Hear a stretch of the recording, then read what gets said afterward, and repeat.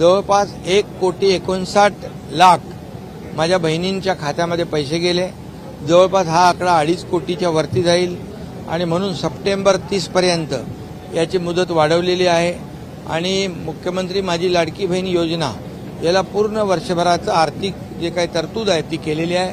त्यामुळे विरोधकांनी किती आकांडतांडव केलं, किती गैरसमज पसरवले, खोट्या अफवा पसरवल्या, माझ्या बहिणींची दिशाभूल केली आणि कुठेही कोर्टात गेले तरी सुद्धा या ठिकाणी मुख्यमंत्री माझी लाडकी बहीण योजना ही कायम सुरू राहील अशा प्रकारचा देखील निर्णय कॅबिनेटमध्ये झालेला आहे।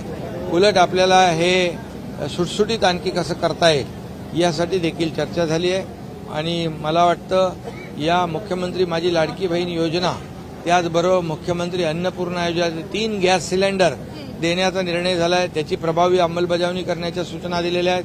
मुख्यमंत्री युवा प्रशिक्षण योजना जी आहे स्टायपंड देतोय आपण 10,000 पर्यंत, त्या जवळपास 1.5 लाख लोकांना अपॉइंटमेंट दिलेले आहेत। 10 लाखांचं टार्गेट आहे, त्यावर देखील प्रत्येक जिल्हाधिकाऱ्याला 30,000 युवकांचं अप्रेंटिसशिपचं टार्गेट दिलेलं आहे आणि ते देखील युद्ध पातळीवर काम चालू आहे। तरुणांच्या हाताला काम मिळेल आणि बेरोजगारी कमी होईल आणि या सगळ्या ज्या काही योजना आज आम्ही सुरू केल्या आहेत, मुलींचं मोफत शिक्षण आपण केलं, हायर एज्युकेशन त्याचे देखील अंमलबजावणी करायला सांगितले।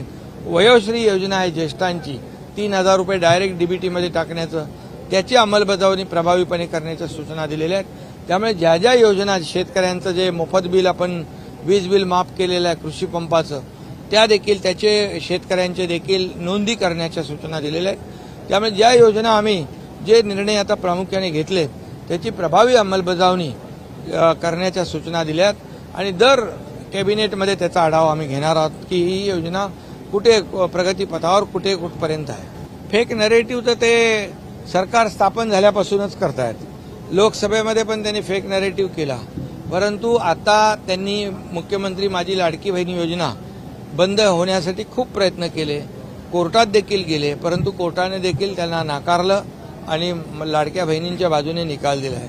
त्यामुळे त्यांनी किती फेक नरेटिव्ह केला तरी सुद्धा मी आपल्याला सांगतो की ही योजना बंद होणार नाही, ही योजना कायमस्वरूपी माझ्या बहिणींची सुरू राहील। उलट जसं सरकारची आर्थिक क्षमता वाढेल तसे या 1,500 रुपयामध्ये देखील वाढ होईल।